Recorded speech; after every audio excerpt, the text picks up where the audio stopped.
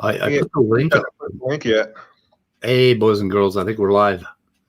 But now I gotta fucking deal with this problem. What? Oh no. Yeah. Hey, boys and there we go. Come on. What the? Oh no. What the hell? God, yeah. Geez, I wish I could solve that problem because I've got to run the stream, so I can capture the chats. Yeah. So I've got to have a dual stream, and I guess, but I know. No, I'm not sure what I can do. How to redirect the audio to my headphones so that we don't hear it, so I don't collide all the time. Anyway, Nestleg, I'm putting the link in here again. No, I already did it once. Anyway, so Evidence and Reason, Sal Cordova, I'm asking him to give me the spreadsheet that he ran because he said he ran a spreadsheet with random numbers. And I asked him to give it to me, and he kind of said, if you want to study the actual science, instead of wasting 4 hours a day doing weather reports, you can take the original papers and do a IV and V. But what did he say to me before? He said something else to me before. No, build it yourself and do an independent something and verify, whatever the fuck that is. Verification and validation. And I'm kind of surprised at his tone, to tell you the truth. And now if you want to study, instead of wasting 4 hours a day doing weather reports. Now, he's been listening. Are these the guys that do like 8 to 10 hour live chats all night long? Right. Yeah, they could read some papers and not have all that confirmation bias. Yeah, and then logical, probable, and plausible, whatever the hell his name is. He says evidence and reasons, haha, you tell him, Sal. Speed Pudding needs to start backing up his usual debunks. Well, that's kind of what I want to do because I'm interested in Sal's idea here. Like I said yesterday, and Dr. Dan told me not to ignore him, but no, I'm taking him seriously. I would like to look at this, and I want to run the actual numbers. But what I don't want to do is spend 4 hours trying to figure out what he did, or even spend an hour on a live stream. If I just look at the goddamn spreadsheet, I can get some mileage from it and figure out exactly what he wants. What I need is data. I need, what method of random numbers is he using, and how does all this work? He's giving you his basketball or something. It's a copy of spreadsheet. So, but he did offer to explain the whole thing in detail with me. So I'm guessing we would go through the spreadsheet and build it from scratch online live, which I don't know. Yeah, you just have to have him and you because of the way that these things get sidetracked. Right. Yeah. I don't know. I just prefer to look at formulas than listening to somebody because I can't take verbal instruction. It's not the way I'm wired. My ears aren't wired to my brain. You're like a tactile learner. You have to. I have to read. I have to read it with my left eye and write it and write with my right eye. I have to. There you go. Yeah. I have to actually do it. Have you figured out that codes and assignments meanings like 64 codons requires intelligence? So Tangelo, what percentage of the genome requires those codons? Answer me that question and don't make me throw you out. Just answer my question. Yeah, I'm still reading that paper that somebody sent me yesterday. So I have to read the entire paper and make sure I'm not coming to my own conclusions. Yeah. Or that I understand the other individual's conclusion. Which paper was that? Oh, that one about is DNA a code? Oh. Which one was that? Shit. Let me see. I don't remember the paper. Oh, here it is. It's called "It's the Cell Really a Machine" by Daniel Nicholson. Oh. Yeah. Okay. Yeah. I think I sent that to you, didn't I? I'm not going to either confirm nor deny Yeah, no, I do wouldn't. not endorse the stealing of copyrighted material. Yeah. Yeah, but if I paid for it, is that stealing? Well, that's true. You maybe give it to me as a gift and you don't use it yourself. I gave it. Okay, I was concerned about my computer, so I sent it to you so you could save That's it. right. And also, I ran some tests on it to make sure it didn't have any viruses. Right. Because some Russians have been hacking my computer, and I don't want them to get a hold of that paper. That's right. They don't Because deserve to know the information. Well, not only that, but they don't adhere to copyright. So, the Russians. I knew I distrusted them for a reason. Yeah. Yeah, I was on the line with Verizon today. It took me 45 minutes to pay my damn bill because their website was really broken, and so is all of their customer services broken. And I told them and so then when I get online with them, they run me through this massive security thing where they send me a code. I type in the code from my phone, and then they have to send me a link, and then I have to verify the link to let them look at my billing. And I said, "Oh, are you worried that the Russians are going to hack your computer and pay my bill for me?" I hate when the Russians hack something and they pay my bills for me. I wouldn't mind a few oligarchs footing the bill for me. Yeah. What the hell? Okay, you haven't answered my question at all, Otangelo. Are you incapable of answering a fucking question? What? No, he'd rather just come in every day and post the same nonsense over and over again. I'd pop in here, I click on the comments. First thing I see is Otangelo. The cell is a factory full of molecular machines. No, it's not, Otangelo. I mean, stop that. I wasn't even going to come because me and Knox streamed earlier, and I was just kind of worn out. And then I got the notification and saw the thumbnail. And you thought it was about you, didn't you? Saw the abuse of my people. Yeah. You thought it was about you, didn't you? I know somebody was beating a dead horse, but I'm not sure who you're referring to. He asked me first. Hi, have you figured out that codes and assignments and meetings? Oh my God, he isn't going to answer my question.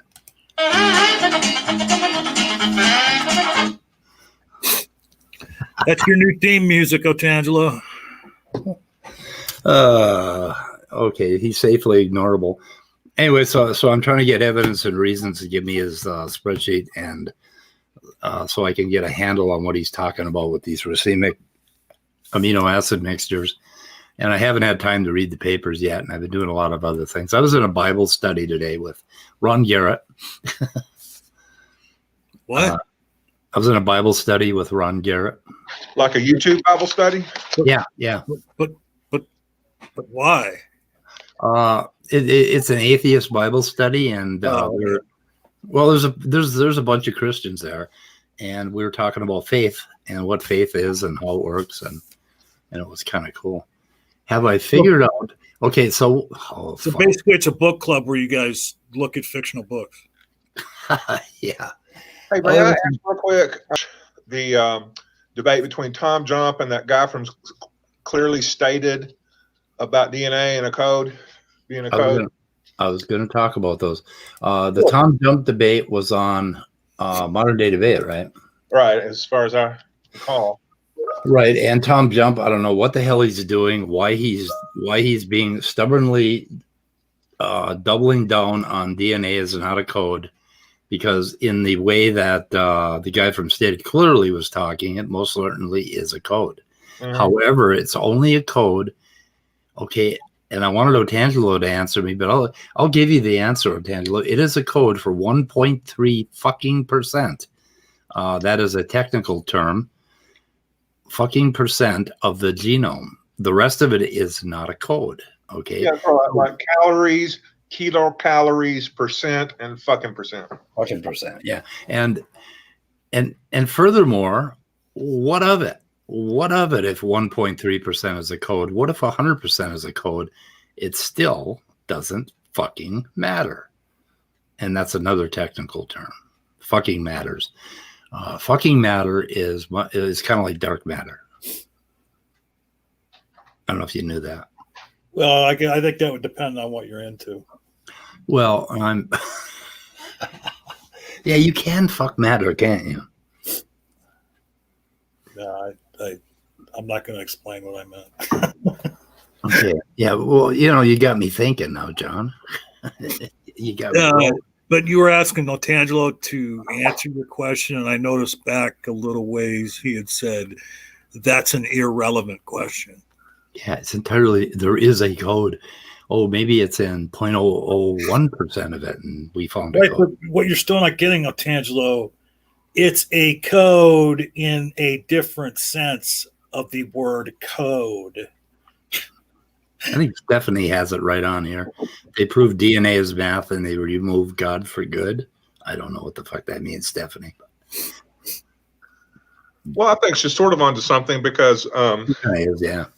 If just like crystals form different shapes that can be defined mathematically in some way, then DNA is probably doing the same thing, because there are things like electron bonds and other kinds of molecular and chemical bonds that, yeah, if you look at the periodic table, if you look at the periodic table, that is definitely a code.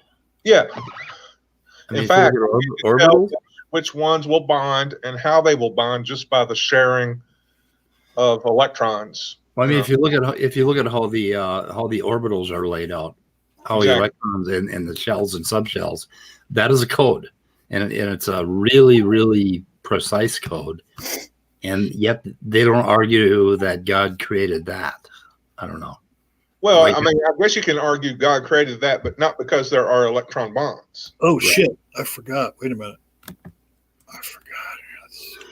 What have I dodged, Otangelo? I said it's a code for 1.3% of the genome. What have I dodged? There we go. What? Oh, there you go. Yeah, because some nutter whose opinion I respect highly said I was evil. Oh, no, it's Otangelo. Should we let him in? What, he's here? He's here. I mean... Have you covered everything you were meant to cover? Oh, here he is, straight from around the corner. Otangelo Grasso.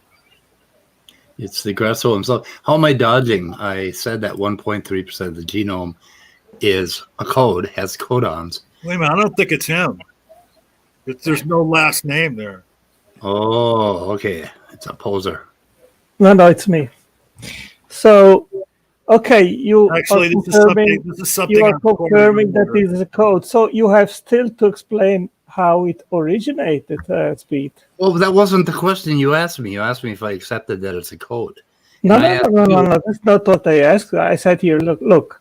The first question that I asked here, have you figured out that codes and assignments of meanings like 64 codons to amino acids require intelligence since it is an arbitrary setup? No, they don't. No, they don't. Okay, so hold on here now, Otangelo. Have you figured out that codes and assignments of meanings like 64 codons to amino acids require intelligence? No, I didn't read the whole question. No, I haven't figured that out yet. You're going to have to tell us how you can prove that, because I don't see it. I don't know. You don't see it. Okay. So this is basically the question which is being asked for a month now, in special by John Maddox. And after we finally figured out that genes store genetic code, which was something which Leo denied, now we can come to the essential and big question mark and ask what caused that code into existence and that arbitrary assignment of 64 codons to amino acids, and why should there be a code at all? Well, first of all, it doesn't appear to be arbitrary. They've done some statistics on it, and it appears to follow some statistical trends that indicate that it may have developed with the first two codons, and then I think the third wobble codon was kind of added on as more amino acids were added to the mix. So they've done some statistics on it, and there are a number of papers with proposals about how it did develop. Hey, Okay. hold on, Okay.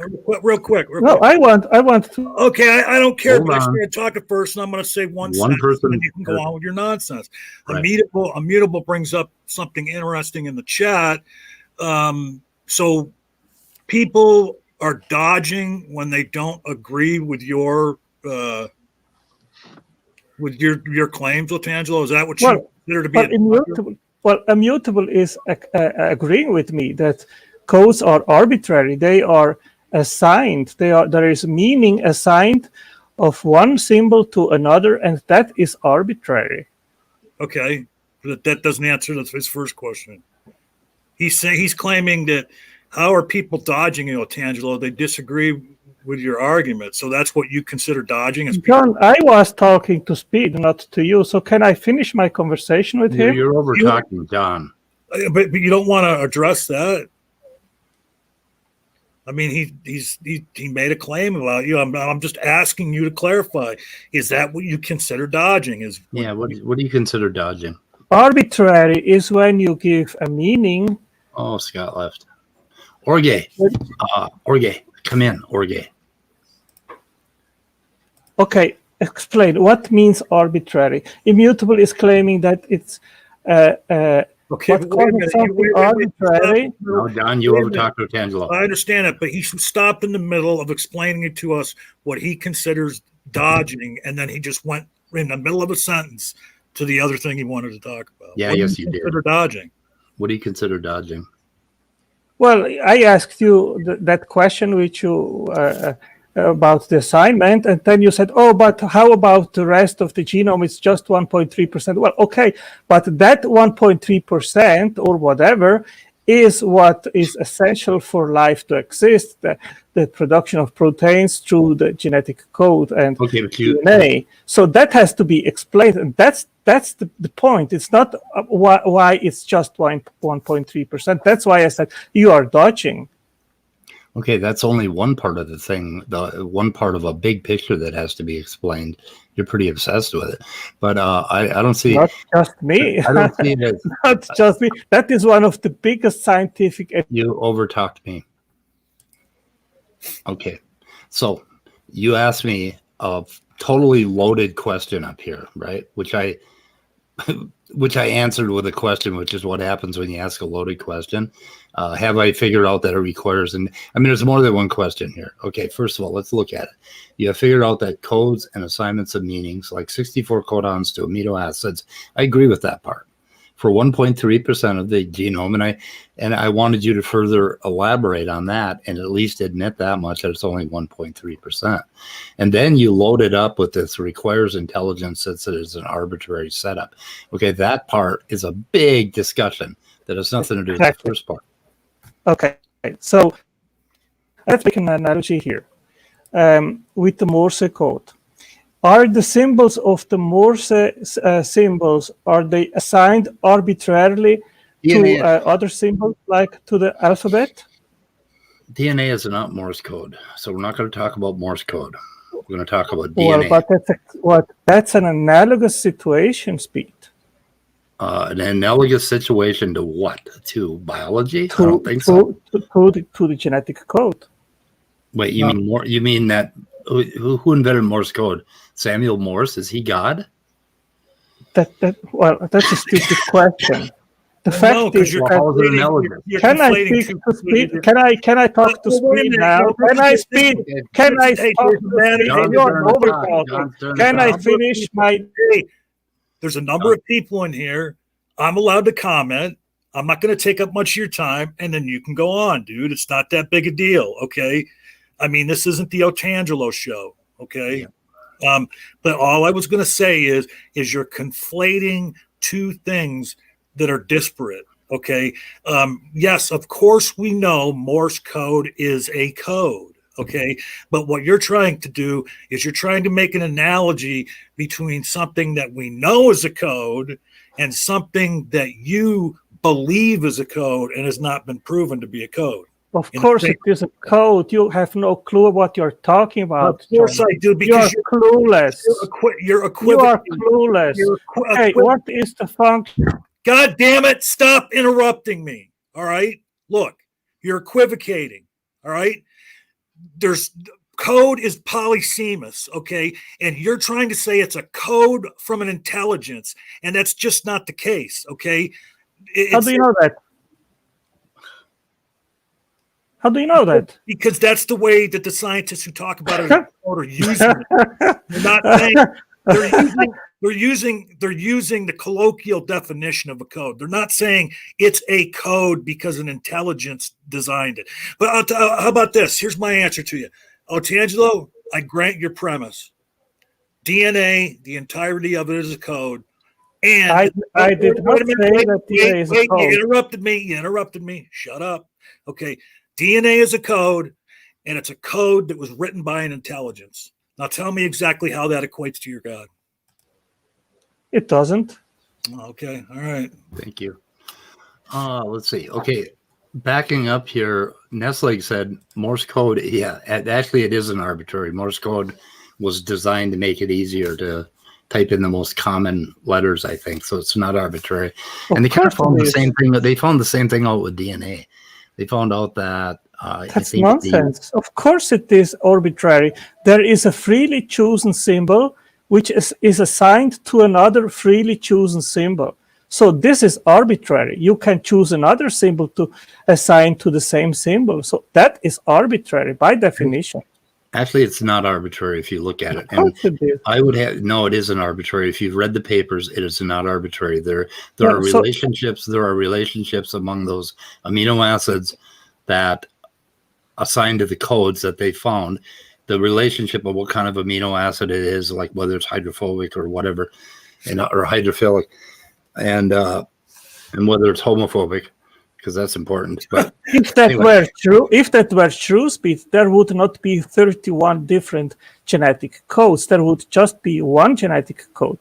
So that alone disproves your claim. What do you mean 31 genetic codes? What do you mean? Yeah, well, you don't know that. There are 31 different genetic codes besides the universal genetic, the principal one. Explain that to me. 31 codes. What do you mean? Give me an example of another code. Right now, I can get a link, and you can look. I don't want to look at a link. Just give me one example, Otangelo, please. Okay, just a moment.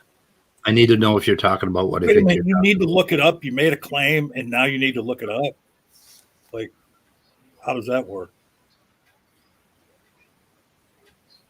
So, if I may make an observation while he's looking that up. Yeah, sure. I mean, usually you look. Well, wait a minute. Usually you look. Okay.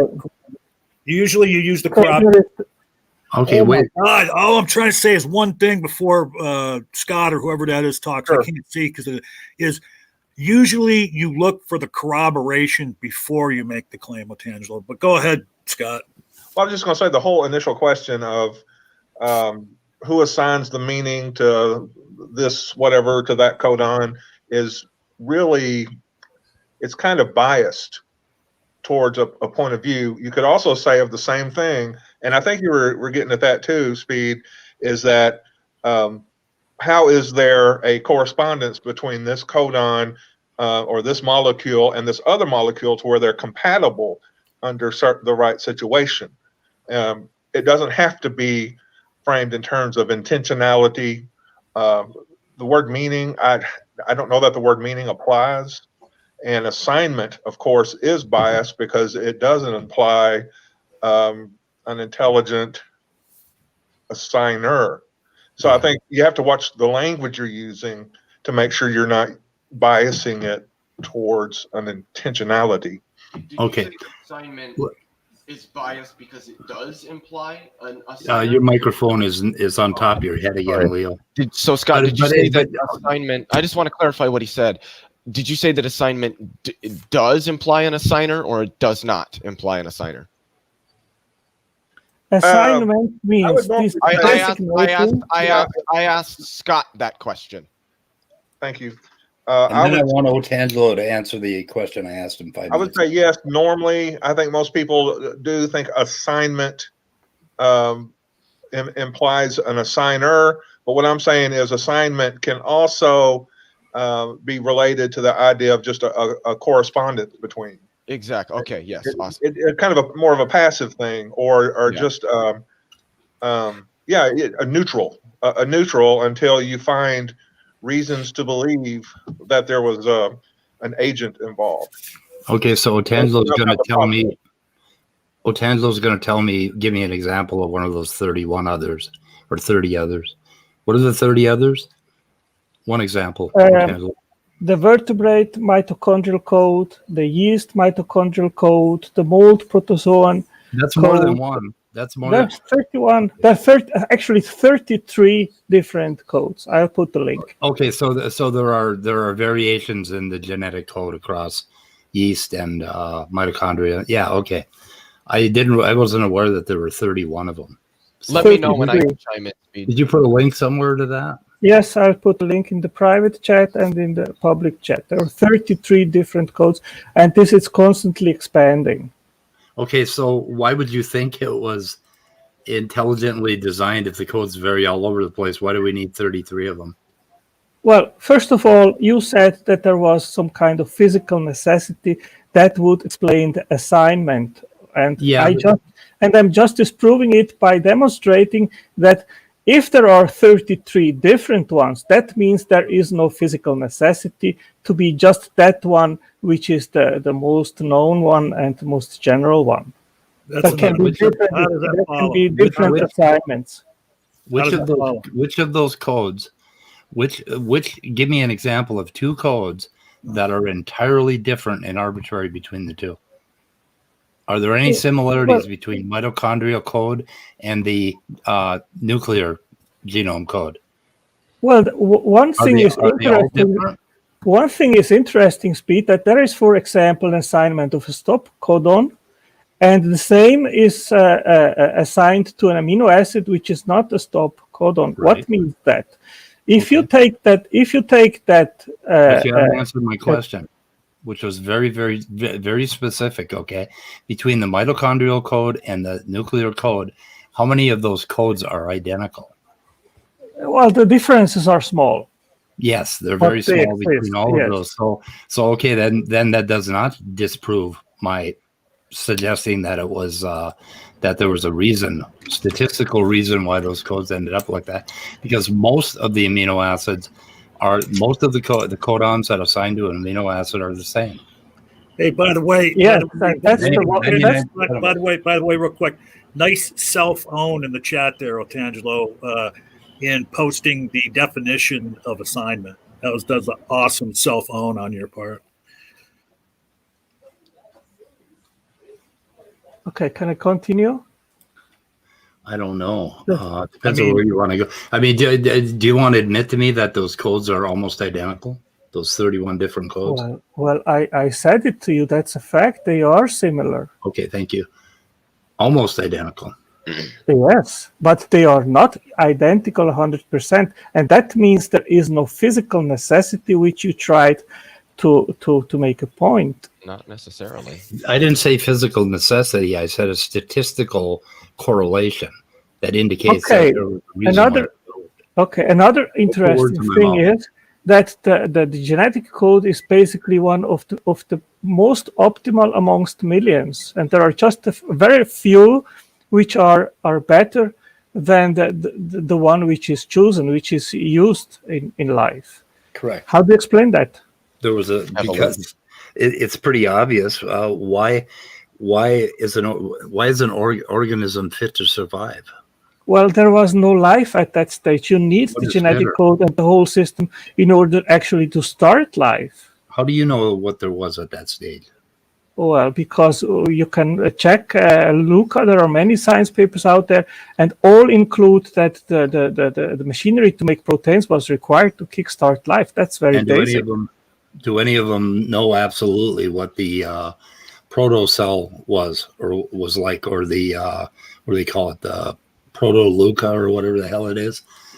Does anybody know? I have a quick question. Isn't there a pretty, I don't know if I'd call it a consensus, but isn't there a pretty broad agreement that the first forms of proto-life probably didn't even use DNA? There is no life form known which does not use DNA. Yeah, no life form that we know of, but that's completely detached from the first forms of Genesis, which the thing is, and I've mentioned this numerous times, the first forms of life, we by the definition of what we have for life now, probably wouldn't have actually even considered it life, at least not fully. It's a gradient. It went from non-life to life in a gradient manner, not boom, all of a sudden it's life. And I feel like a lot of intelligent design proponents, a lot of creationists think that it was just life and then boom, or no life, boom, there's life. No. It was a gradient. There is no evidence for this. There is no evidence for this. Optimized. There is evidence for that, actually. No, there is not. Yes, there is in all of abiogenesis research, which shows a gradient. Abiogenesis research is a failed hypothesis. There is no evidence that the gradual evolution manner is even possible. One at a time, gentlemen. Is not a hypothesis. Just like quantum gravity is. One at a time, gentlemen. Leo was talking. And he just froze up. Okay, now Tangelo can talk. There is a hypothesis, not a theory, not a fact. Abiogenesis has not been demonstrated to be possible. We know that. So why then is Leo disagreeing with me? What is he disagreeing with? He's claiming that a gradual evolution, chemical evolution by a gradual increase is possible. That's not substantiated. That's just a claim. Well, it is substantiated. All of the data shows that seems to be the case. As I was saying, abiogenesis is not a hypothesis, like quantum gravity is not a hypothesis. ABS-CFT correspondence is a hypothesis for quantum gravity, just like replicator first models are hypotheses for abiogenesis. Abiogenesis is not the hypothesis. Okay, but Leo, well, abiogenesis is a hypothesis. Yeah, you must admit. Okay, you got to admit we don't know how life got started. We haven't figured out all the steps yet. Yes, abiogenesis is not the hypothesis. The hypothesis is a hypothesis. It's not. There are hypotheses in abiogenesis research, but abiogenesis is not the hypothesis. Just like quantum gravity is not a hypothesis. I know. There are hypotheses for quantum gravity, but quantum gravity is not the hypothesis. You're talking about two different things. But Leo, you're talking about John. You're over talking. I understand it, but he just keeps going on and on saying the same thing over and over and over because people keep interrupting me, so I have to keep repeating myself. Because we heard you the first 3 times. The two different things are not relevant. It's the analogy between them. Where abiogenesis is not a hypothesis, there are hypotheses in abiogenesis research. The same. Oh my God! It would help if Leo didn't repeat himself like 4 or 5 times. Quantum gravity. I mean, if I would stop getting interrupted, I wouldn't have to keep fucking repeating myself. We understand you. You say that you start saying the same thing over and over, and that's when I try and interrupt. Like, because here's the thing: you keep saying the same thing, and every time you say the same thing, you're wrong. Okay? Because, I'm not wrong. Yes, you are. No, I'm not. Because this God damn it! Can I fucking get my point out? Yeah, Leo, come on, let him fucking talk and finish. I mean, it was just one short little sentence I was going to say all along, and then you could have went on to blathering on, Leo. Look, there are many different hypotheses of abiogenesis, as you pointed out. That makes the group of theories that abiogenesis is comprised of a group of hypotheses. Abiogenesis is a hypothesis. It has not been proven irrefutably. It has not been proven to be the mechanism by which life came about. It just isn't. Just like God has not been proven to be the mechanism. So when you say abiogenesis is not a hypothesis, you are wrong. What is the hypothesis for abiogenesis? That life came from non-life. Well, that's not really a hypothesis. We already know that that's the case. We just Are hypotheses explanatory? They attempt to be, yes. Okay, so do you think that saying that life came from some inorganic set of compounds or molecules. Do you think that it attempts to seek out a cause-effect relationship? No, it's a statement that we then look for hypotheses to. I don't know what you mean by cause-effect anymore. Hey, Brenda, course you let's do. let Brenda actually get a word in edgewise today. I'm just going to mute because I don't mind. I mean, Oh, I'm kind of. Leo owes me $1 billion.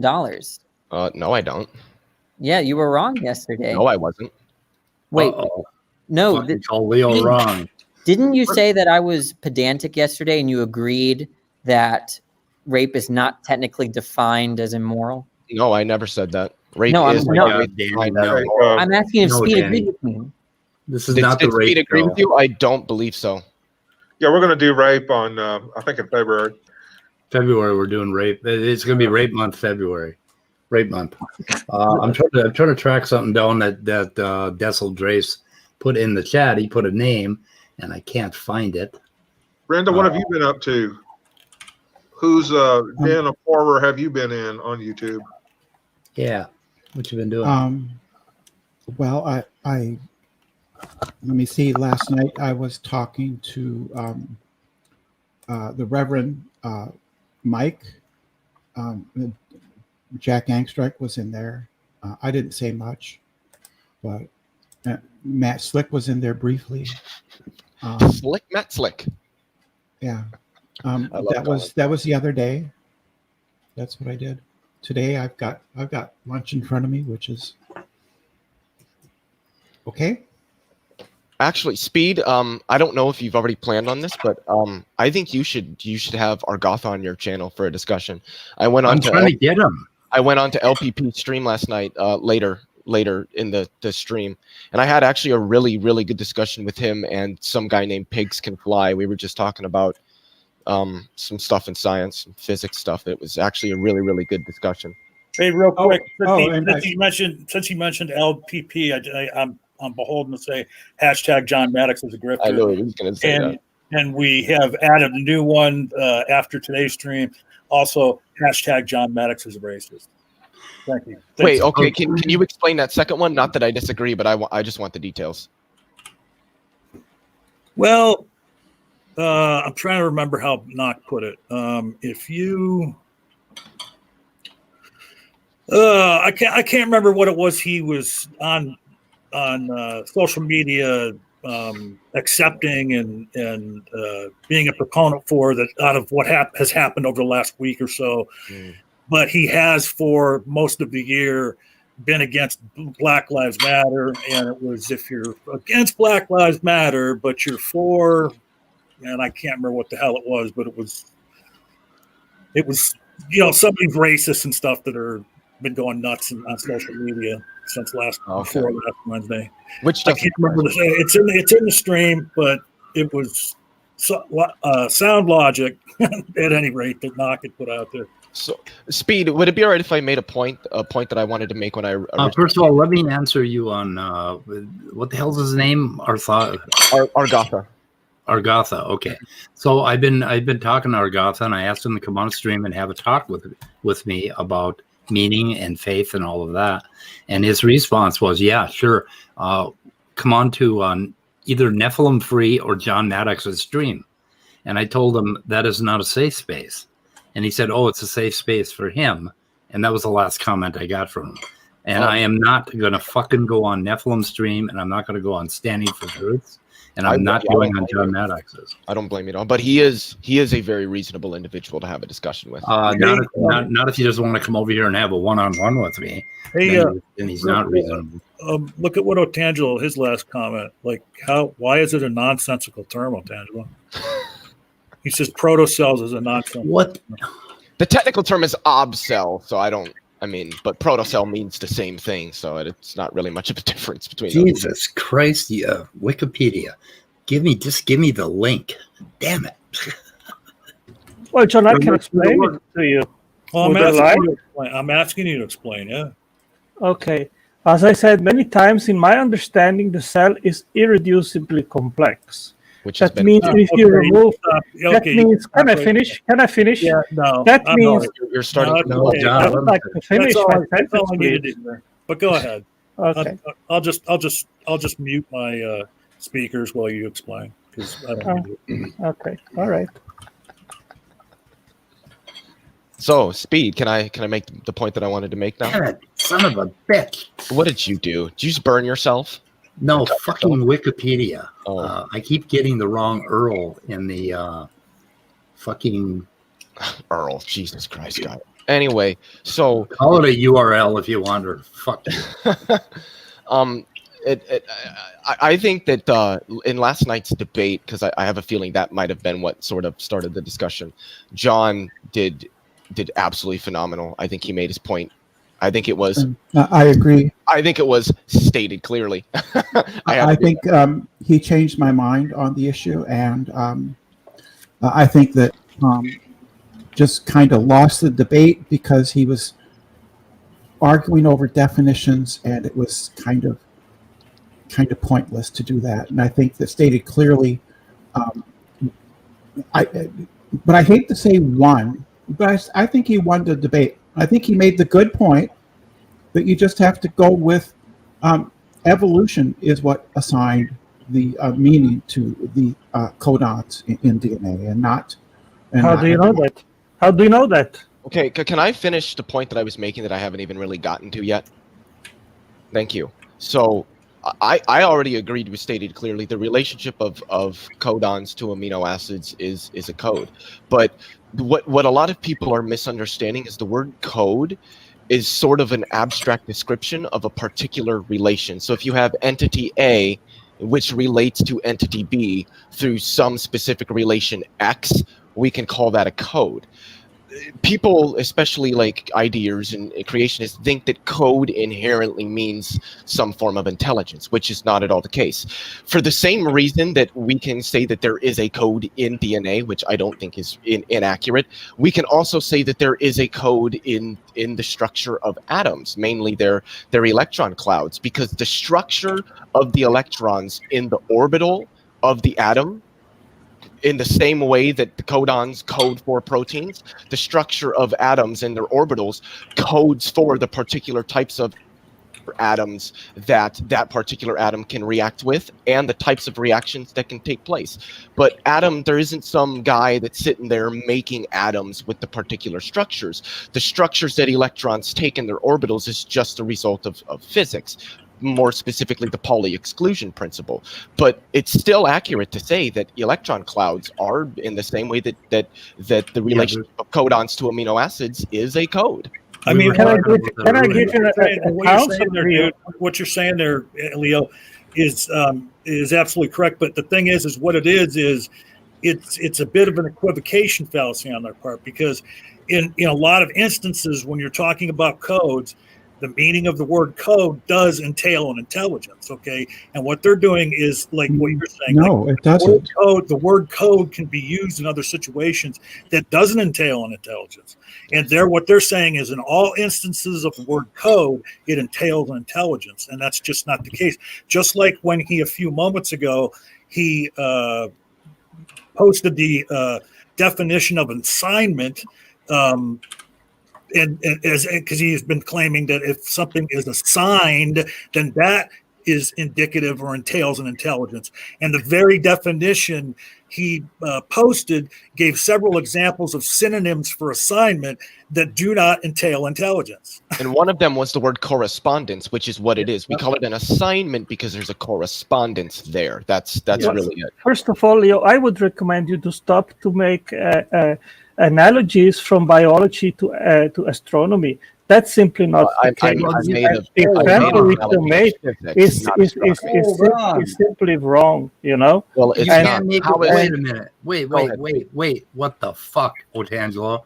Who makes analogies? Now you're saying we can't make analogies from biology to chemistry or physics or astronomy, but you feel free to make analogies between that and factories and things that men make? I mean, did you just hear what you said? I thought it was good. There are analogies which are justified, and there are analogies which are not justified. Exactly. And the analogy and my point is that the analogy which Leo made, always resorting to astronomy, is not justified. I went to I'm going to boot you for that. Can I add something real quick? Okay. The thing is with analogies, though, you're right. They're incorrect or inaccurate analogies, but that's because the comparison you're making is not right. There's no limits to an analogy as far as what you're going to compose it of. This subject versus that subject, this thing versus that thing in similitude. If you're proposing a similitude that's not there, well, then of course the analogy is not valid. But if you can use any, That's my point. That your point was wrong. He was right. No. Any similitude. No. Because he could have made the analogy and constructed it out of a dozen different things, but he chose, what was it, astronomy or Physics. physics? I mean, Well, the thing is, there is not the same situation in atoms, Leo, because Yes, I explained how. I thought it was pretty simplistic. Did everybody else follow it? Yep, I did. I repeat it again. There is no necessity at all that there should or would be an assignment of triple codons to amino acids. That state of affairs is not natural. Well, it is natural because it occurs in a natural world, but I agree there's no necessity there. There doesn't need to be a necessity. That's my point. So you have to ask.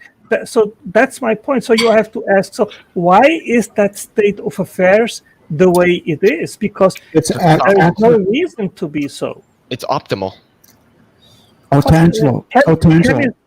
Chemicals do not have the necessity to be in an optimal state Yes, they do. of affairs. I think what John said the other night was good. He said it was like a frozen accident. That's So there was nonsense. a- That's No, it's nonsense. not. No, Of it's course not. it is. Why is it a frozen accident? Why should that state of affairs be?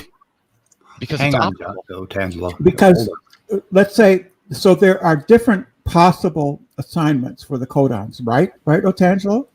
Correct.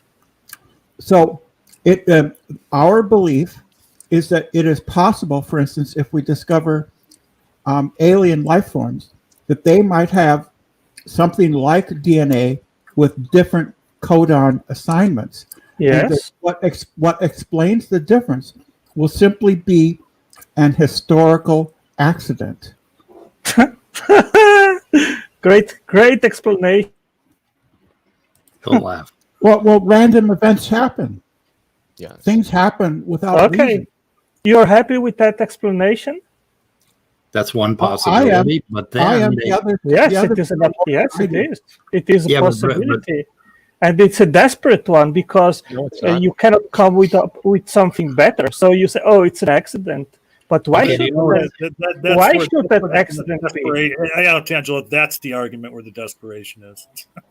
Okay, Otangelo, you just have you looked up begging the question? Because when Leo made an analogy to subshells and orbitals and basically how the periodic table is a code, because we could call that a code, and it's a really good one actually. Yes, it when is. you look Very, at it, very, okay? very good one. Can I try an example? And it's entirely it could be looked at as entirely arbitrary if you look at the fact that had there been some other physical constant or some other way that physics was, it could have been another way. There could have been another Well, code. speaking then- always but then that hold on, the what code the is entirely descriptive. You're over talking the host or the guy that owns this channel, and you shouldn't do that. Okay. And then Brenda wanted to get in. Yeah. after your Anyway, so what you did is you said that he can't use that because that's not a good analogy. But you can use the analogy that basically the code was like a factory which humans designed. Humans did not design the cell. Do you agree with that much? I didn't say that the code is Okay, a now I factory. asked you a question. Did humans design the cell? And I'm still talking. I'm No. giving you an opportunity course to answer not. you. Okay. No, of course not. So why is your analogy valid unless you're begging the question? And of course, you believe that God is like a human being, that God made us in his image. So you're sticking that in your analogy, and you can't see that you're doing that. And us guys, as naturalists and atheists, you understand that we don't think that way. So that's why we don't just see what you see, because you already believe in advance. Now, let No, Brenda I comment. disagree with you. I Let disagree. Brenda So I wanted to give an No, you do example. because you can't use reason. That's why. But let I Brenda. think the same Brenda? about you, Speed. So I wanted to give an example, and if I'm wrong here, please, so either anybody like Speed or Leo, correct me. I think that it's Otangelo, that horseshoe crabs have used copper in their blood, right? Yes. That is another historical accident. It could have happened that they had used hemoglobin or iron instead of, but for historical reasons, they happened to use copper. And, I'm guessing that there was no pressure for them to adopt or any reason to adopt iron, so I don't know. I don't know, but that's what I mean by a historical accident. Horseshoe crabs use copper instead of iron, basically because their ancestors did, and there's no reason in the intervening. They're really old, aren't they? Hundreds of millions of years, for them to go to a hemoglobin instead of whatever they use, and so that's a historical accident. Yeah, it happened and it works, so it's continually being used. But I wanted to build on my analogy because I think it will help answer sort of an issue that Otangelo is bringing up with, well, why is the code the way that it is? So with atoms and their electrons, there is underlying physics that optimizes the way that atoms can interact to reach a stable energetic state. And that is the Pauli exclusion principle. That is why electrons and atoms, well, not electrons, but that is why atoms exist at all. So there could easily be underlying physics and chemistry that optimizes the way that DNA works to keep it stable so that the system actually works. I think that's sort of like a feedback system almost. So it could be the same. Do we know whether that's the case? I don't know enough to say yes or no, but I think that it's a very, very viable explanation. Okay, I will repeat again. The key issue here is that there is no physical reason why there should be an assignment at all. Well, then you wouldn't have transcription. You wouldn't have any kind of, you have to have something. Well, right? what the thing is, Brenda, that molecules, they do not have an urge to become parts of a living system. True. True. Yeah, they don't have urges. Yeah, they don't have urges. So Wait a minute, we never thought that molecules had urges. Isn't there something called? That's the point. That's my point. Let's point. Quiz the live chat and see if nobody is saying that they have urges. But Somebody could refute. Isn't there an urge up and an urge down? That's why I say the natural state of affairs would be that these molecules, they would simply lay around on a prebiotic earth, and that's it. They would never complexify or do that. Real quick, apropos of nothing, just real quick. Who is Dessel Drace? Like, he's going hard in the paint at Stupid Horror Energy. He compared her to a flat earther a few minutes ago. Like, what? Yeah, he did. I don't know who that is. Yeah, I just don't get it because Stupid Horror Energy. Otangelo, that's simply not the case, Otangelo. They don't just lie around. If you just mix them into a solution and have the right environmental conditions, they will do things. Yes. What the hell's a GNAS? I don't know. They will do just random and chaotic things, reactions, but they would never self-order themselves to become. But they do. They do. We can observe it in the laboratory. Yeah, they self-organize with things that aren't they in do. life. Chemicals will bond in ways that stabilize them that optimizes them toward a stable energy state. That's literally. Oh my God! Humans interact in certain ways because it's more energetically favorable, more stable. Yeah, hey, mutable. Maybe you could mute. You called me. No, I think that was. I think it's Brenda's talking to somebody. That's Brenda. Brenda, I muted you. Just unmute yourself when you're done on the phone. Okay, Nestle brings up a good point. Each of us is a frozen accident. Every one of us is a frozen accident. Think about it. Okay. Wow. Great explanation. If you guys are happy with that one. Well, that's not the whole story, though, and we kind of waiting for, because I'll push back a little bit on Brenda. It was somewhat less than because they found out that it's actually pretty optimal. It's been optimized. That code has been optimized. Yeah, it's not surprising if you look at natural selection that something would be optimized. Well, and then okay, and I'm not sure what the significance of the word "frozen" in that is. A frozen accident. I mean, it must be. Well, a frozen accident would be a bunch of really chaotic, a whole bunch of events come together and cause one thing. And okay. That's what happened to me. Like Daddy had 100 million sperm cells, right? And Mom had 20,000 eggs. Right, and that's what I was going to put out is say my dad had thrusted just a microsecond earlier, and a different sperm got to the front of the line and got there to the egg first. I'd be a completely different person. Yeah, it's the same thing with the these cosmological constants. I mean, there's nothing that tells us that it wasn't a one event in a nearly infinite number of events. We don't know. You can't say that when something happens. I mean, my coffee cup is on this desk, and there's no denying that. And how it got there, I mean, if we start looking into causes, we're going to go down a million different trails as to what caused it to be there. And okay, Otangela's point is that we have not explained how it happened, right? And we know that. Yeah.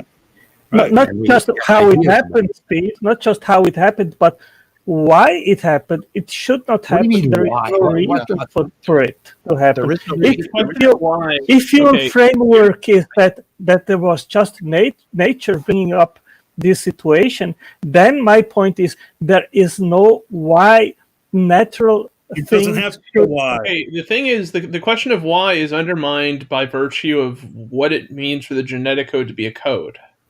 And part of that is the genetic code is arbitrary by nature. Trying to ask why about something that's fundamentally arbitrary doesn't make sense. It just tries to front load the whole question in a biased way, just like saying assigned or just like saying meaning. That's the same thing as to say when you see on a cloud a written message, Sandy loves John, and you ask someone, how did that happen there? Oh, it's just a frozen accident. It just happened. Angelo, but that's not an arbitrary event by definition. You already agreed that earlier in the stream you said the genetic code is something that's arbitrary. So what does arbitrary mean, immutable? Arbitrary means that some state of affairs has no reason to be occurring over some set of other events. Right? Okay. So that means if I'm talking, Angelo. Okay.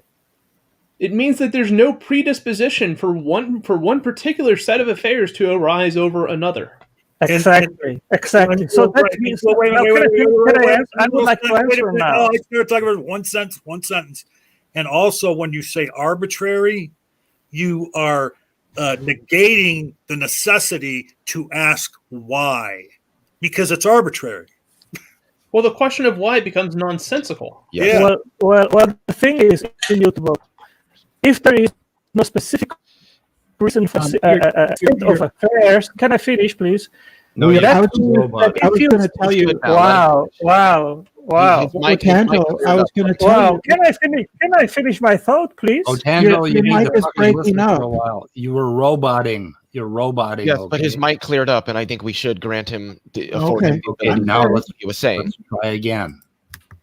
Try talking again now. Okay, that means if you see that a phrase written in the clouds, John loves Sandy, and it is arbitrary. That means there is no specific reason why it's there. That means that someone had the will as a free agent just because it wanted it to write that message in the clouds. There is no physical reason why it should be so. So there was a will of writing that there. And if I assign meaning, a symbol to another one, there is no physical reason for that to be so. But the reason can be that someone wills to assign that meaning, of one symbol to another. Okay, Otangelo, you see messages in clouds? Otangelo, the difference, once again, is that we're not talking about a set of arbitrary events in that case, right? If you see something written in the sky in English saying Johnny loves Laura, or whatever the hell it says, you need meds. That's not an event that's arbitrary. No, if you see that, you know that someone, an airplane, wrote it there, correct?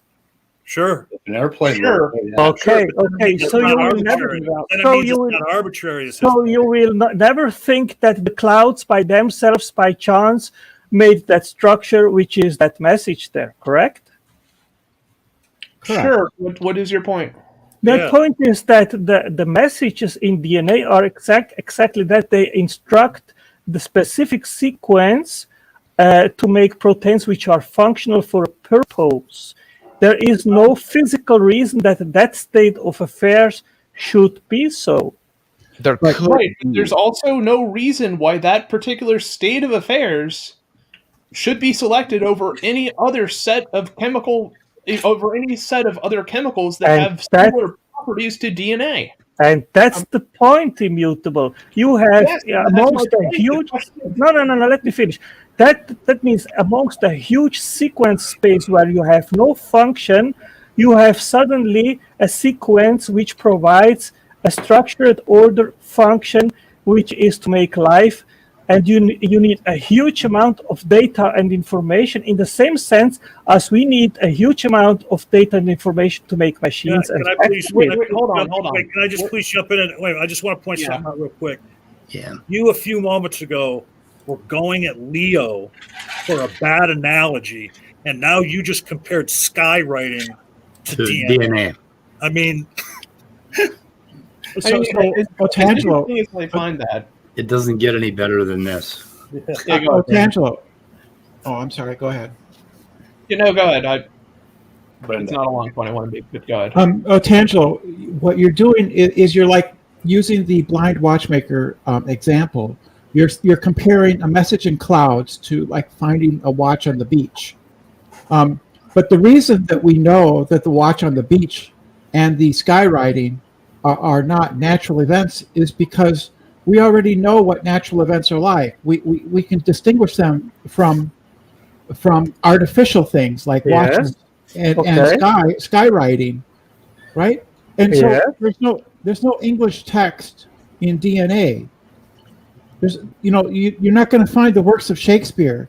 Okay, so let me ask you: is DNA storing instructional codified information through the genetic code? Can I finish? Yes. Can I finish? Which instructs the assembly and the making of functional proteins for a specific purpose, which then in a higher order, structured and joined together, they will make assembly lines and they will make all the parts which are required to have a functional living cell, which then becomes basically a chemical factory which constructs itself.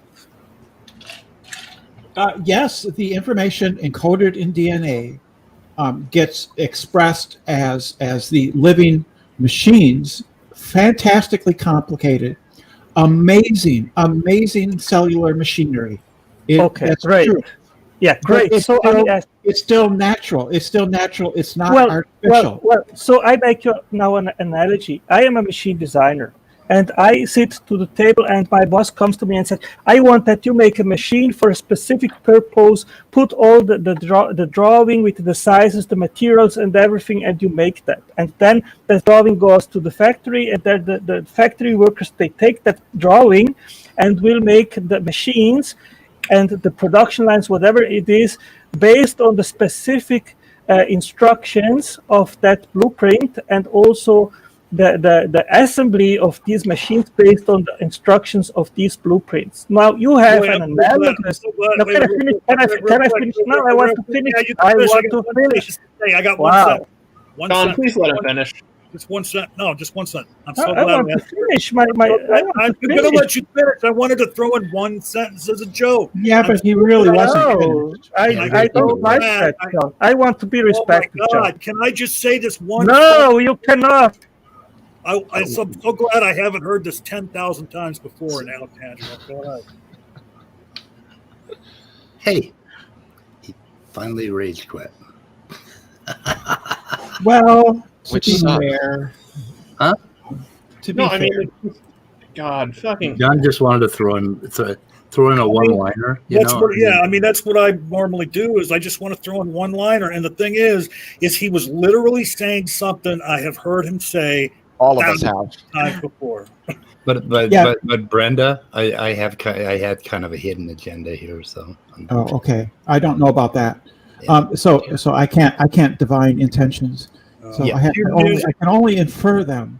And Oh. one of the things about creationists like Otangelo is they simply cannot wrap their mind around the idea, we were talking just a few minutes ago about coincidences. They don't believe in coincidences. It boggles their mind to think that there could be like accidental events in history that determine the sequence of events afterwards, like the fastest swimmer that made you.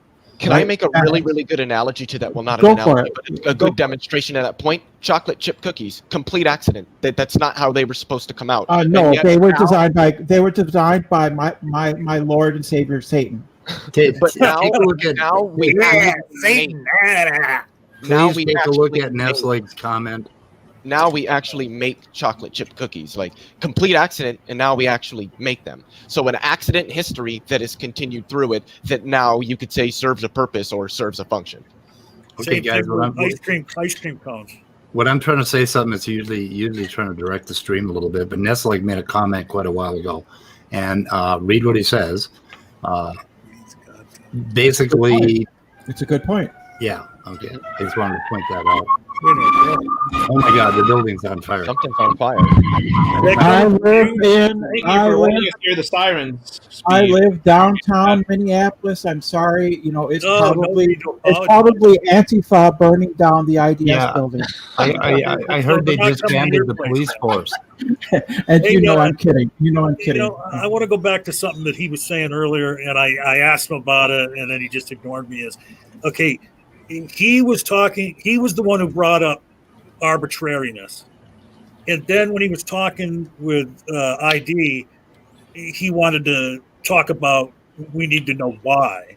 How does arbitrariness and asking why go together in any way? They don't. Very good point. That was they just believe. Yeah, they just believe that there must be purpose. There can't be accidents. It just can't be. Everything has to be a purpose. It has to be directed by God, and they can't let go of that. And so breaking that concept, I don't know how you do it. Maybe maybe you can't. But I think by the way, I did post an article that I believe was published. When was it published? It was published in the Synthetic Biology Journal. But essentially, what it's showing is that a certain type of characteristics of DNA, if you modify it, so if you use if you mix and match conventional DNA with what's called Hajimochi DNA, which contains 4 modified versions of conventional nucleotides, you can in fact create a genetic system on that does work. It does replicate. It does function, and it's stable. I was thinking I was going to make a racist comment here, but I guess I won't. I was thinking for avoiding if you live in downtown Minneapolis, perhaps you shouldn't. Yeah. No, it was not that race. It would not be that race. It would be the Hajimoto DNA. It codes for weeaboos. So God. We were talking with Otangelo one day about how creationists are much like flat earthers. They don't ever give you their model. They just try and tear down the model they don't believe in. Yeah. But the thing of it is, then I or somebody else had pointedly asked him, well, what's your model for creationism? And he literally said, it's the Bible. Yeah, I remember. We're asking him for the methodology by which he proved creationism, and he said, it's the Bible. And if you ask flat earthers, and I've debated many flat earthers, if you ask them, they'll say, well, it just looks flat. That's what they'll say. It just looks flat. There were a couple of questions I wanted to ask Otangelo about arbitrariness. I wanted to ask him, why is the sun a type G yellow dwarf star? It could have been a red supergiant. It could have been a blue hypergiant. It could have been smaller. Why was the sun exactly the size that it is? It could. There's so many other ways, so many other sizes, so many other stars it could have been. Why was it this particular star? Now his answer is, well, because God wanted to create life and he needed the right kind of star. But that's not it. There is no why. That's just how it happened. I don't know if creationists do this, but flat earthers will point to the coincidence. It's entirely a coincidence that the moon is almost exactly at certain points in its orbit, exactly the same angular size as the sun, giving us those beautiful solar eclipses. Yep. But I've heard that one. And flat earthers will point to that and say that's not a coincidence. That means that this has to be created, and this is part of the flat Earth is part of God's design. Most of them are religious and stuff. I don't know if creationists do that or not. Also, most eclipses are not perfect. Also, yeah. I also wanted to ask I also wanted to ask him another question, because the way that he was describing, DNA and how it functions and how it codes for proteins was, you could tell that he was just loading that to make it sound, like it had to be designed. So I was going to do the same thing, going back to my analogy with atoms, and say, would you agree that the electron cloud of an atom contains codified instructional information which instructs the atom to bond to only certain other atoms in only certain ways, which which is not necessarily an inaccurate description, but you can see how that description is loaded with a lot of language that tries to direct you to a particular conclusion. You get back at your question, like Speed pointed out. Real quick, I just want to address something from the private chat. Top Dog Shattuck had said, when something is created, the things of what it is made of already existed beforehand. And I love that point, because I've said for the longest time, there's really nothing man-made on the planet. There's just man reconfigured things on the planet. Okay? Because we all come into this world bloody, bawling, and buck naked with a head full of mashed potatoes. We don't bring anything with us. Okay. And so Einsteinium? American? What's another one? Titanium, or whatever it's called. Well, some of the higher metals are titanium, I believe. It's 120 or oganessium, I believe. Yeah, but the protons and the neutrons that they're made from already exist. Are those examples details examples of things that are man-made? Well, no, because unless somebody was born and brought those substances with them in their ass, no, man-made. Other substances that were already here, we used to make them. And then the other thing that Top Dog had posted, that I want to know this answers question too, is the term fine-tuning just means something that is balanced in the universe? I mean, because they always bring up the fine-tuning, like that's just an arbitrary occurrence as well, right? Yes, the universe isn't fine-tuned. Like there is no fine-tuning in the universe. There just isn't. I think it's also to be pointed out that, for example, Morse code is not entirely arbitrary. Like they have deliberately assigned the shortest symbols to the most common letters used in the alphabet, such that the code is optimized for most information within the shortest string of symbols. So Otangelo is not even right about that, about how the code is somehow entirely arbitrary altogether.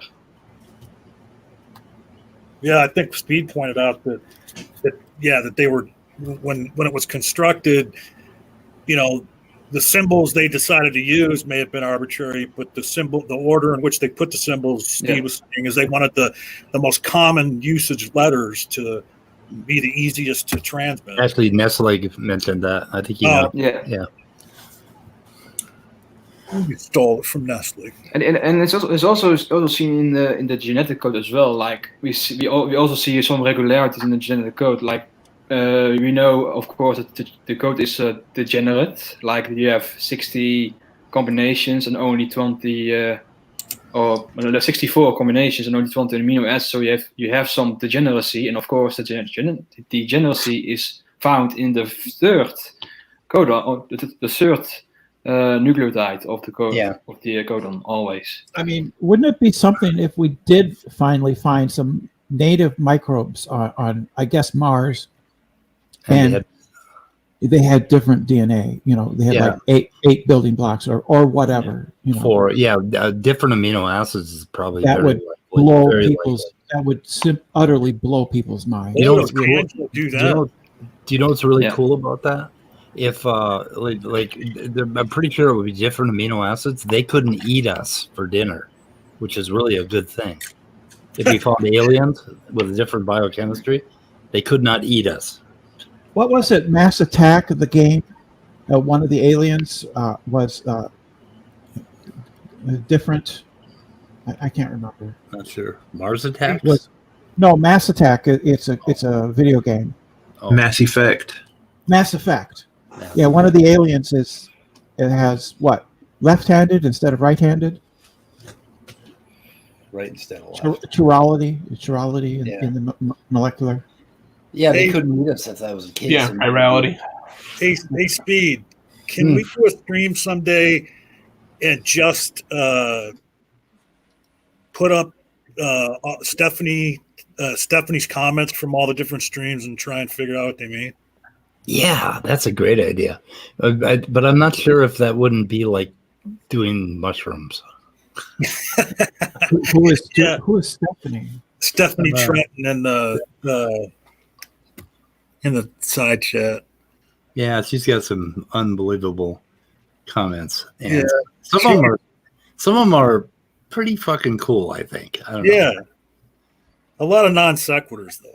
I'm not making judgments here. I'm kind of curious how Otangelo understands what arbitrary means in certain contexts, but doesn't understand how using that term like causes certain questions to be invalid. I'm not surprised though. Is anybody really? The thing is that, you know, his entire method of thinking is based on the Bible first. And that's the problem with these guys.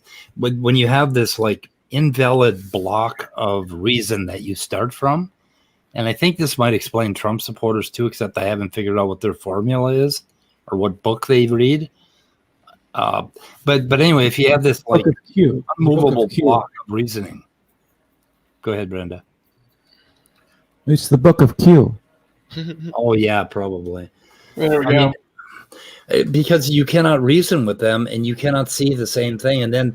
But what I always wonder is they're so sure of themselves. And if we look at the same things, like I have Trump supporter friends, and we've looked at the same video of different people and come away with completely polar opposite views of the the value of the person we were watching. Yeah. And that was between Al Franken and Trump. We watched videos of Al Franken, we watched videos of Trump. And he thought Al Franken was being a total idiot and an asshole. And I thought Trump was being a total idiot and an asshole. And we watched the same videos. And I mean, he's a rational human being. He's intelligent. And that gives me pause when I see that. I always have to really go back and try to check what is the basis of my belief.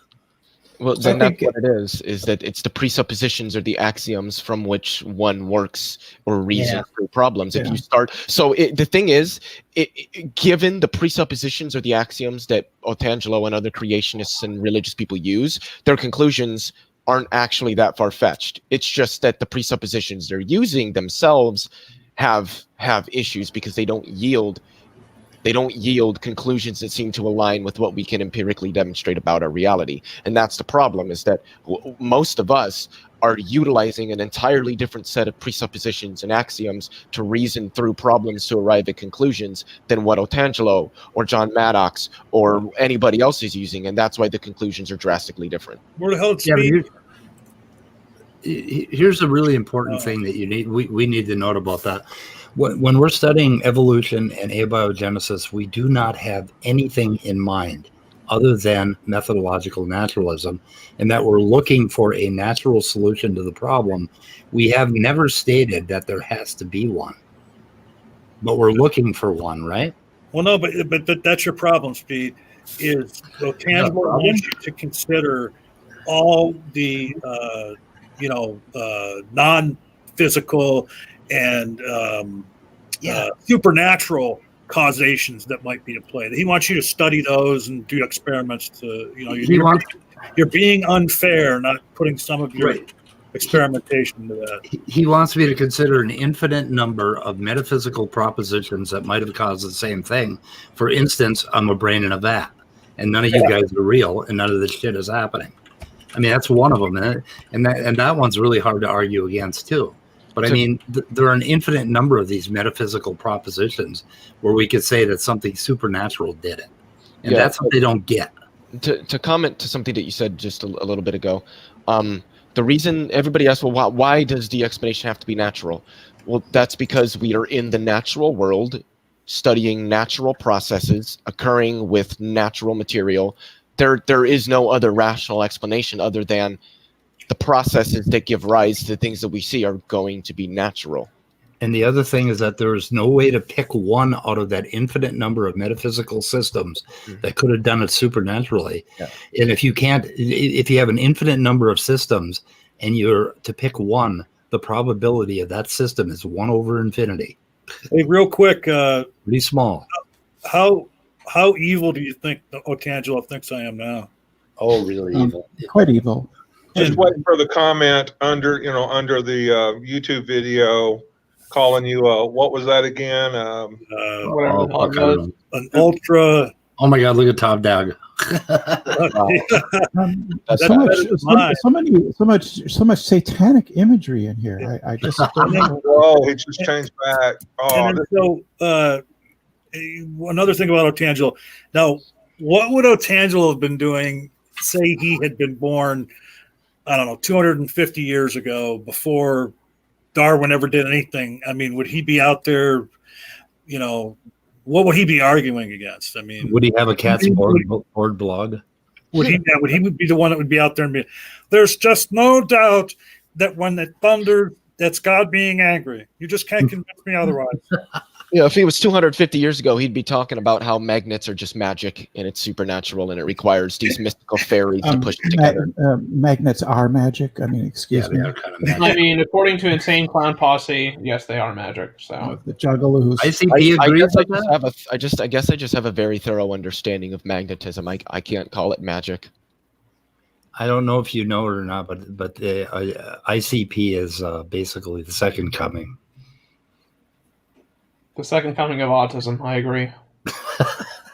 I thought that ended differently than I thought it would. I thought you were going to tell us that you just wet your pants. Well, that too. I love ICB. I just love them. My favorite band. I have a question. Insane Clown Posse. I'm holding. Oh yeah, they're not horrible. They're not my favorite or anything. Scott has a question. Has anybody heard, the creationists that are out there that you interact with ever act like they seem to understand without making fun of it? You know what Nick Lane says, his particular theory on abiogenesis, or David Deemer or others, or the fact that nobody believes that amino acids developed and bonded together or whatever and just fell to the bottom of the ocean waiting to be put together. Do you ever get any sense that they've read any other material besides their own? Nope. No. And there's a lot of their own. Like I have a 10 feet on my bookshelf that's filled with creationist garbage, and I have not read it because I don't have fucking time. More important things to read. Well, of course, you don't want to cause yourself brain damage, probably. Well, it's just, for one thing, it's boring, and for another thing, the references are just, they don't match up. And every time I've tried to read it, I've had to put it down after 4 pages because they said something stupid. Well, and that's why, I admit it, I wasn't being very fair there at that one point. Good day, Ian. As soon as I asked him to explain something, and in the first sentence, he mentioned irreducible complexity. That's when I was out. I was like, no, I don't need to hear anymore. That's okay. Yeah. Well, he's been corrected on that so many goddamn times by so many actual professionals that I don't understand. I don't get that. I genuinely don't get it. I mean, the thing is he can't point to, his arguments can't point to an example of where something can't work. Like like the case of reducible complexity. You can't show an actual example of where evolution fails to account for some phenomenon. What he'll do, though, is he'll choose an example that hasn't yet been explained by science, or that's an active area of scientific research. Yep. What would be one of those? Abiogenesis. Abiogenesis is one of those things. When he Used say abiogenesis, used to be the flagellum, right? yeah, it used to be the flagellum, used to be ATP synthase, used to be a lot of shit. And it used to be the eye. The eye used to be a favorite example, but then it moved to the other examples, and then it moved to the other example. Yeah. Dessel Drace missed Ian's debate with Nephilim. We restreamed it the other day on this channel. See, this is one reason why I don't debate them too much anymore. I miss flat earthers.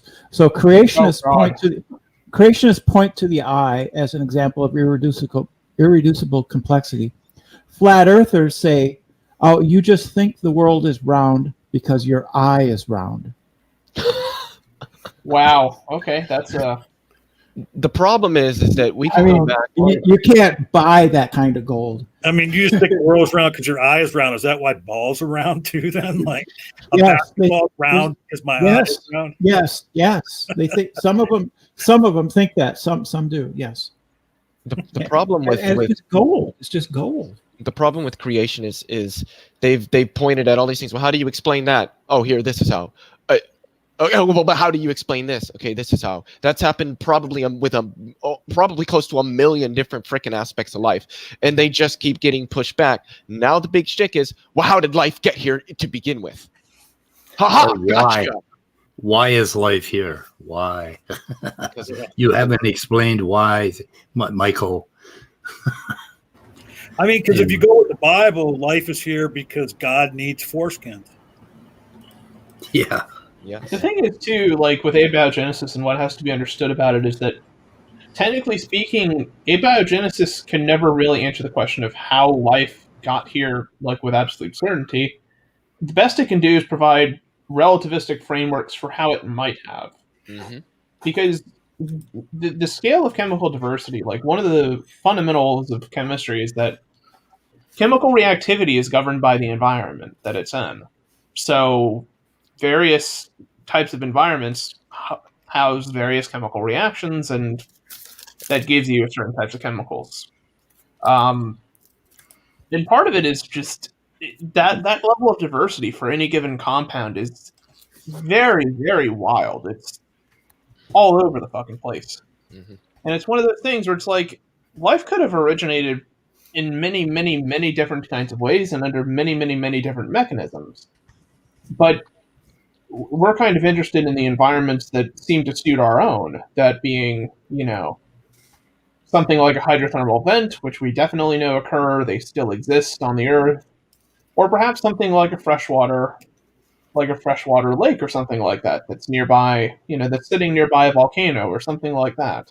Something that would be kind of in line with the geochemical types of environments that currently our planet inhabits, and that probably would have been around on the early Earth.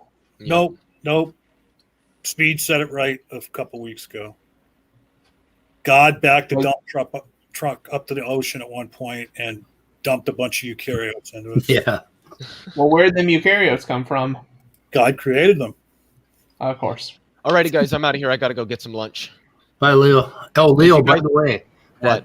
that half-hour thing you did on your channel yesterday, What about it? the Trump thing, What about it? it was good. Yes, it was. I lost 3 subscribers over it, which I don't care. Really? Wait a minute. Now, you're not surprised that it was good? No, I'm not surprised that I lost 3 subscribers over it. Okay. One of the dudes literally had to comment about how he was unsubscribing to me because he didn't like the video. And Ian Chen commented and said, impeach, the word impeach was in the title. Like, you could have just not watched it. Because he said, well, I came here for the science communication. And Ian's just kind of like, okay, so then why did you choose to watch a video that's not about science communication? That's you chose. And then to be fair, when all science is political. All right. Yes, stupid horror energy. I record all of these chats, all of them. So Leo had said, I wasn't surprised about Leo froze. losing the 3 subs, but right before that, after you said what you said, he says, "I know." I know. That's a good scream. I know. Yeah, I know. Yeah. Well, it was pretty well done. It was pretty cool. That's awesome though. So that's the way you get rid of all the right-wing crazies on your channel. Post a video, Yeah. talking shit about Donald Trump. Yep. By the way, did we lose Danny earlier in a rage quit, or did he just go to his class? Well, we lost him probably, but I don't know. I sent him an email and made sure that apologized for it. It was just off topic, and we kind of shut him down. But I do want to get Danny on more often. Well, I mean, and the other thing is, I think a lot of times he tells the class, why don't you guys read chapter 3 right now while I go online? Yeah. Well, I think I'm going to take off also. Anyway, okay, Brenda, thanks for stopping in. Yeah, it was good. Yeah. Bye, Brenda. So anyway, we started out. Oh, okay. Top Dog. Oh, the video is from Hitchhiker's Guide to the Galaxy. Oh, nice. The part that am I gonna get to answer the question? Am I gonna get a copyright strike? Maybe. Okay. Many millions of years ago, a race of hyper-intelligent, pan-dimensional beings got so fed up with the constant bickering about the meaning of life that they commissioned 2 of their brightest and best to design and build a stupendous supercomputer to calculate the answer to life, the universe, and everything. Oh, deep thought. We want you to tell us the answer. The answer to what? The answer to life, the universe, everything. We'd really like an answer. Something simple. I have to think about that. Return to this place in exactly 7.5 million years. Is it finished? All right. I don't know. I haven't watched it actual in a while, so. Go ahead. I already know the answer, but I won't. Yeah, we all know the answer, so. No spoilers. But here, I guess that part. At the end. They come back after the millions of years. 7 million years. I am still going to get a copyright strike. Deep thought.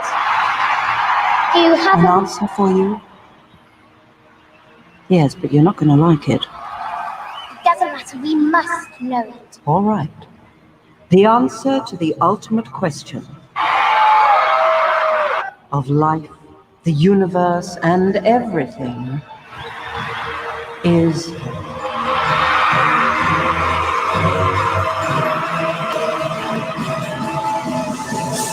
42. Okay. Let's stop that thing before I get struck. 42. Huh? 42. Yeah.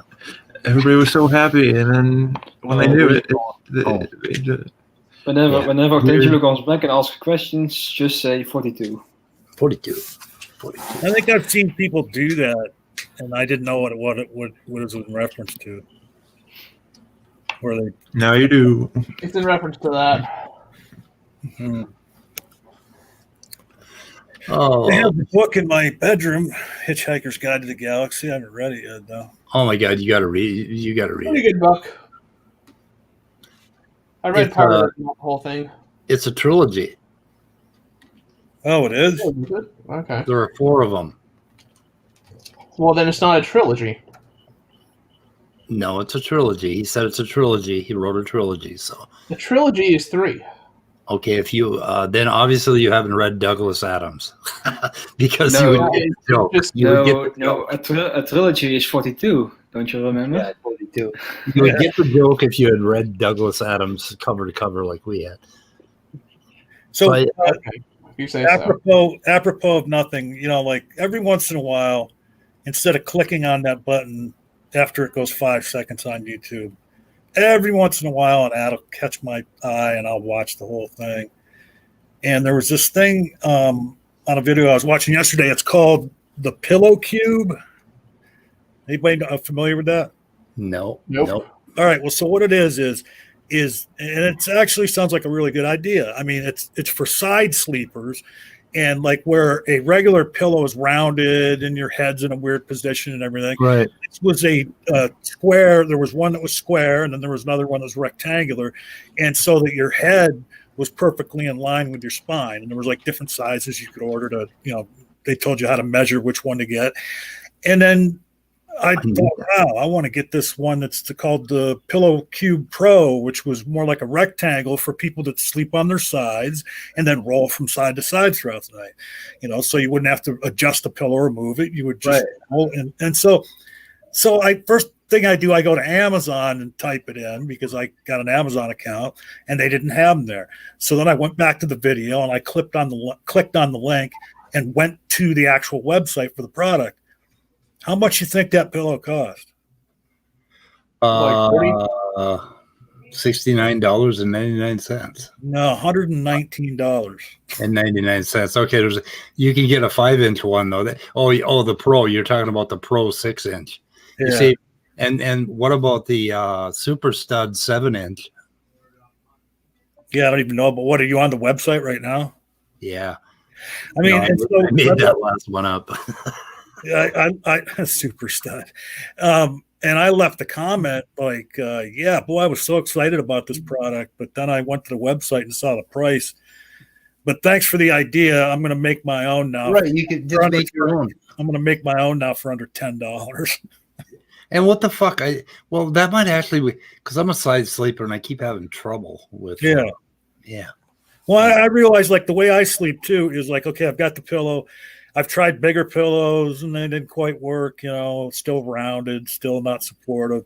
And then so now the way it is like the pillow's there, and then my left or right hand, depending on what side I'm sleeping on, is under the pillow, like giving it some more thickness. Right. Yeah, and I hate that too. But you know what's really fucking horrible? I go to this eye doctor because I have glaucoma, and she told me that a lot of people get the same thing I've got, losing vision in their left eye because they're side sleepers. And you put with your hand under your eye, you're putting pressure on your eyeball all night, and you're killing your retina. Oh shit! And by the time you're 60 years old, you're fucked. Well, I got problems with my left eye anyway because I had Guillain-Barré syndrome like a dozen years ago, which is a type of palsy, and I was left with permanent nerve damage on one side of my face, and then so my one eyeball doesn't blink with the frequency it should, and I have to wear a sleep mask every night so that it keeps my eyes shut. Wow. Anyway, that's something frightening for you young kids if you're side sleepers. Thank you for being our fuck out. I advise all people here who are younger than me to just don't grow old. Yeah, don't grow old. Yeah. And for you younger people out there, I just read an article the other day. Just want you to stay safe. They say that having oral sex too much over years and years can cause mouth cancer. So be careful about that too. What does? I saw an article said that and I don't know if you remember Michael Douglas came out and said he had mouth cancer several years ago, and he said that his doctor said it was from oral sex. Oh, really? That's interesting. Too bad Leo's not here. He can elaborate. Well, yeah, I've already heard Leo elaborate about oral sex. Yeah, I heard him elaborate a couple times too, and I told him not to do it anymore on this channel. You mean to tell me that Leo can go on and on and on and on and on and on and on and on and on and on and on? Yeah. Even we atheists have standards. We do. And Leo goes beyond those standards. Well, Immutable, I'm not sure if you saw the beginning of the stream where I was talking evidence and reasons. He's got this thing about dating basically chirality in amino acids. And I asked him to send me the spreadsheet. And instead of sending me this, he said, no, go and do it yourself. And then he thought about it, and then he came back and said, well, come on, we'll do a stream and he'll teach it to me. And I was kind of taken aback by the fact that he wouldn't send me the spreadsheet. Because if he's got I'm curious Is he referring to like 1985 studies on this shit? What's that? Is he referring to like studies on the 1980s and this stuff? Yeah, he is. Actually. Oh That's what we god, gotta he hasn't say. read the papers then. Yeah. Because there's a lot of papers. Because I remember I looked that up the other day, and I'm like, some of the papers have claimed that are claiming that like there is no reliable way to measure like peptide degradation length that's like the time it takes for a peptide to degrade, given that it's uncatalyzed at that time at least. But James Carter admitted. Go ahead. I looked up like the uncatalyzed rate, and that type of reaction occurs like 2 and 10 to the -8. So I mean, it's like it loses 2. Like what is it? 10 to the 8 is 100 billion. Million. 100 like billion. 100 million per second. Oh, no, 100 million. I'm sorry. Yeah, it's like 2 and 100 million like of a mole per second. Yeah. Which is just insanely small. Well, then the other thing is James Carter admitted in those streams, they've done like 3 or 4 streams on this in the last few days. And James Carter admitted that it is so variable. If you change the temperature 1 degree, the rate changes entirely, like by a factor of, I don't know, 20 or something. And if that's the case, then it's not a reliable dating method. And Cell was saying, oh, it's not a reliable dating method. So therefore, everything could be the same age. I think that was his argument. I mean, it's just why would you measure it? Like, why would you measure it in that particular way, though? I know. Like, it's a better Why would you question even to use ask. it? God damn it, Top Dog. What Top Dog do? Well, because I was mentioning about that, mouth cancer or whatever, and then he posted a link in the private chat, and I thought, oh, okay, here's corroboration of what I was claiming. And then I click on the YouTube link, and it was a video about facial tumors in Tasmanian devils. Yes, awesome. It's like the only cancer that has that can be transmitted. Oh my God! Did you look at that fucking video? It's horrible. Yeah, the thumbnail was kind of. Oh my God, that poor Tasmanian devil. Right. I mean, there's more tumor than face. Yeah. Hey, we lost some other people. Who have we lost? Nestle said goodbye in the private chat. Okay, most notably, we lost Otangelo. Oh, that was and you didn't play his outro music when he did that. I know. I forgot. Oh, well. Why is he now so hung up on this dating method thing now? Well, because he came up with it 14 years ago, and James Carter mentioned it, and Cell got pretty excited and resurrected it. And I want to take Cell to task on it. So I wanted to start with his spreadsheet because he claimed, I don't know, I don't understand log graphs the way he does. And so I may go on his stream and have him explain it to me, but I would prefer that he sent me the spreadsheet so I can turn it into Python code first, and then we can talk about it. Oh, no. Anyway, what? What is it with you and converting things that video. What's that? What is it with you and converting crap to Python? I like Python. You can see into your code. I don't know. I like Python, either Python or Ruby, and then I can understand shit. I don't like fucking spreadsheets. Excel. Why? They're useful. Excel, yeah, but it sucks. The language sucks. If you turn it into Python, then you have control. You know, you own it. Basically, you are a god when you have Python. Is that your first search entry whenever you go on a porn site? Python? Yeah. Python porn is my favorite.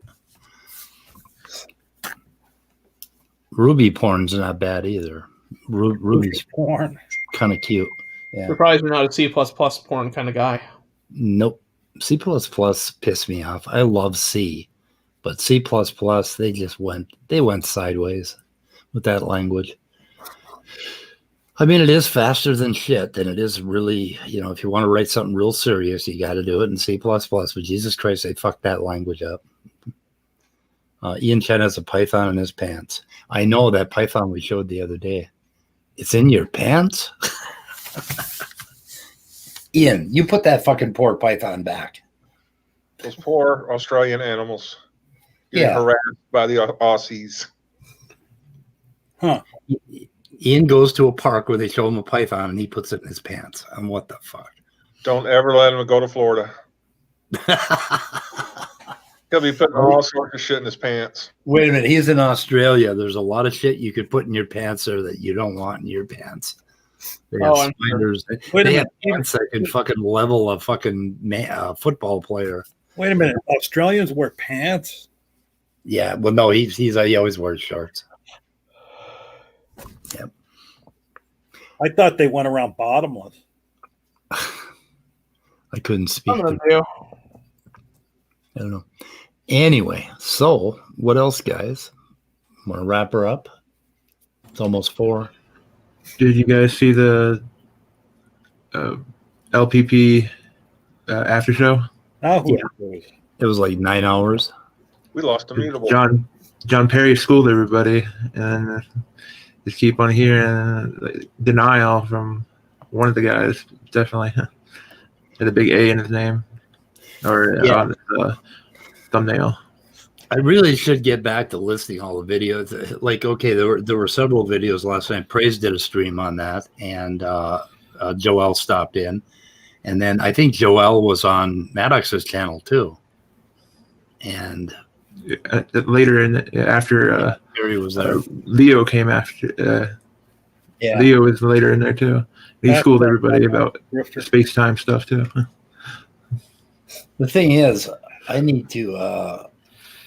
It takes a lot of time to go through and scrub all those streams and bring them in. But God, I should start doing that. That's what the weather report was supposed to be originally. Is I would put all YouTube videos from the Brain Trust, and it's just that it's a goddamn hard. It's a lot of work. I don't know. I mean, what you have to do is when you're watching something, you need to have a notebook there and then just note down some timestamps, and then you Yeah, or what I should do is start the weather report like right now for tomorrow, and as I go watch the videos, I can plop them in. It's a good idea because I hit every video. I mean, I have to get it up on my browser, but if I had the discipline to sit here right now after we end this stream to start my stream for tomorrow, I'll do that. But I'll bet you any money it only lasts for 2 days.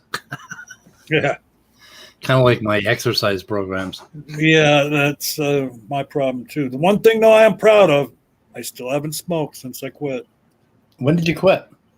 Might be a month ago now. I quit 9 years ago, but I ingest enough nicotine to stone kill a Tyrannosaurus Rex. I go through a bottle of lozenges a day, and I don't know how many cards of gum. And I just ordered, in fact, it's coming today. I decided to order a 1-year supply of nicotine products. It's going to cost me about $3,000. Oh, Jesus.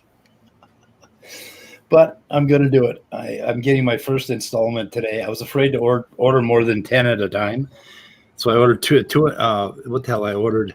What is it? 100 bottles of nicotine lozenges and about 360 gums, right? In one order. And I thought, okay, what I really want is 4 times that amount. But I was afraid to order it all in one day because I was afraid the feds would think I was making meth out of it or something. because if you order too much of something, they tend to pounce on you. So anyway, my first order is probably sitting up on the doorstep right now. Some porch pirate is looking at my $600 worth of nicotine products. Fuck, there could be a porch pirate listening to me right now. Shit, I'm trying to figure out, like, so Scott has a Scotty avatar, and I was sitting here watching the screen, and there was like something twinkling in Scotty's armpit. Oh my God. And I don't know if my brain is farting or could be abiogenesis. Yeah. Some could be abiogenesis in your eyeball. Yes. Oh, okay. Did I beat you to that, Scott? No. I don't know.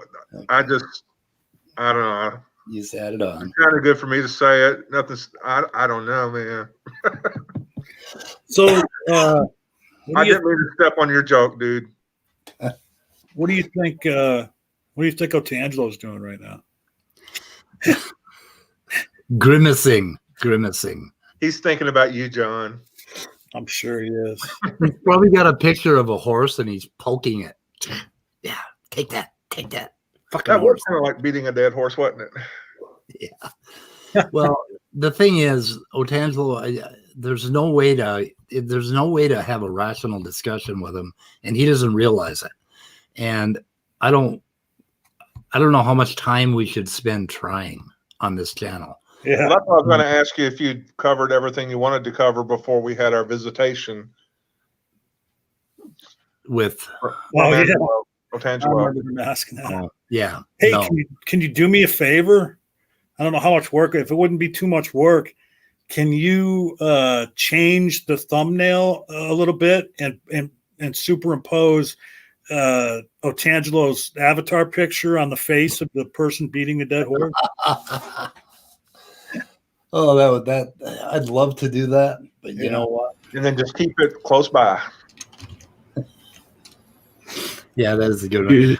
Because you may need to use it again. Where the hell is Nathan? Nathan Artwork. He used to do all my He just stuff. abandoned us. He just abandoned us. He left. I us. saw him in a live chat here not too long ago, and then people were saying, "Where you been?" and all that. And I don't remember what the answer for that was. Yeah, I don't know. I miss him. Christ, he used to do. He could do that in 3 minutes, you know. And he'd even draw us up an original. Anyway, okay, let's. You want to shoot this thing in the head? Yeah, I'll send you the $20 later. Okay, good. So we're ending the broadcast. People out in the world. Goodbye, Ian, Stephanie, Dessel, whoever. Ending. Bye. I'm never good at it.